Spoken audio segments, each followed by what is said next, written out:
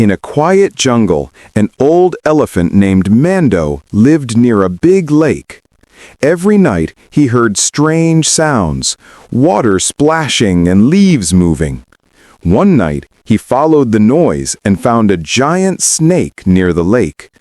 The snake was crying softly.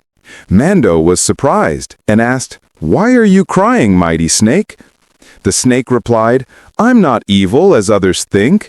I guard this lake because my baby snake lives under the rocks, but I'm too big to reach him." Mando felt pity.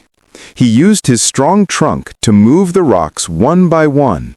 After some time, a small baby snake slithered out safely.